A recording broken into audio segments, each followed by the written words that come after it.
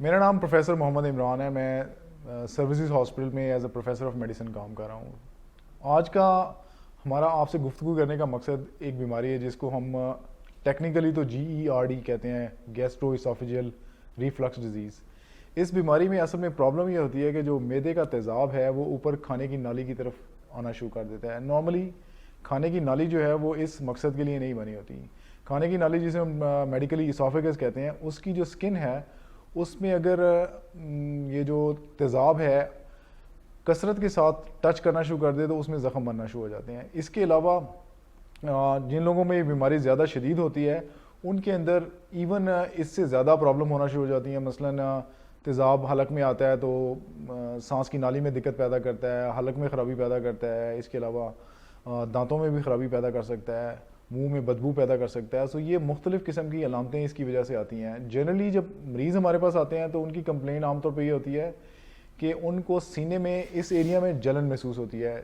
خاص کر یہ جلن جو ہے کھانے کے بعد زیادہ ہو جاتی ہے, اور کئی مرتبہ ان کو ایسا بھی محسوس ہوتا ہے کہ کھانا جو ہے اوپر گلے کی طرف آ رہا ہے. اب یہ ایک ایسی بیماری ہے جس کو ہم بآسانی تشخیص کر سکتے ہیں, اور اس کا کنٹرول بھی ہم اکثر لوگوں میں جن میں بیماری کی شدت زیادہ نہیں ہوتی صرف اپنے لائف سٹائل اور ڈائٹ میں ایڈجسٹمنٹ کے ذریعے کر سکتے ہیں.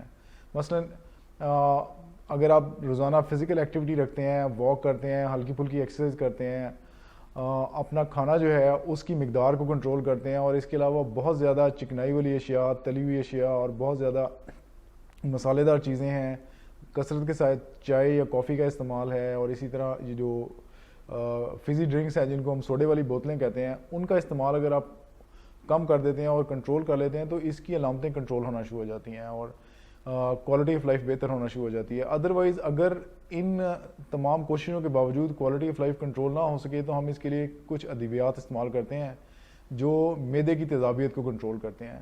اب سوال یہ پیدا ہوتا ہے کہ اس بیماری سے پیچیدگیاں کیا پیدا ہو سکتی ہیں. نمبر 1, جیسا میں نے پہلے ذکر کیا کہ تیزاب جو ہے وہ کھانے کی نالی میں زخم پیدا کرتا ہے, اور اگر یہ زخم زیادہ عرصے رہیں تو ان میں سے تھوڑا تھوڑا خون رستا رہتا ہے, اور جس کی وجہ سے جسم میں خون کی کمی واقع ہو سکتی ہے. اور اگر یہ زخم بہت زیادہ دیر تک چلتے رہیں تو اس کا ایک اور نقصان یہ بھی ہوتا ہے کہ کھانے کی نالی سکڑ سکتی ہے اور اس میں سے کھانا گزرنا مشکل ہو جاتا ہے. تیسری پرابلم کچھ لوگوں میں ہوتی ہے کہ جن میں یہ ایک کنڈیشن ہوتی ہے اس کو ہم کہتے ہیں بیرٹس اسوفیگس. یہ ایک میڈیکل کنڈیشن ہے جس میں جو کھانے کی نالی کی سکن ہے وہ چینج ہونا شروع ہو جاتی ہے, اور اس کے اندر ہمیں خدشہ ہوتا ہے کہ کینسر ڈیولپ ہو سکتا ہے. سو یہ اس بیماری کی مختلف علامات ہیں. اگرچہ کینسر بہت کم لوگوں کے اندر ہوتا ہے لیکن سٹل ایک پاسبلٹی ہوتی ہے کہ اگر بہت عرصے تک یہ ان کنٹرول رہے تو یہ گڑبڑ پیدا ہو سکتی ہے. اس لیے میری آپ سے ریکویسٹ ہے کہ اس بیماری کے بارے میں آگاہی حاصل کرنا شروع کریں, کیونکہ یہ ایسی بیماری ہے جسے نہ صرف آپ دوائیوں سے کنٹرول کر سکتے ہیں بلکہ اس سے جو ہونے والی پیچیدگیاں ہیں ان سے بھی بچ سکتے ہیں. سو آج ہم اپنی گفتگو یہاں پہ ختم کرتے ہیں. اس کے علاوہ اگر آپ کو کوئی انفارمیشن چاہیے ہو تو آپ ہم سے رابطہ کر کے اس کے بارے میں مزید معلومات حاصل کر سکتے ہیں.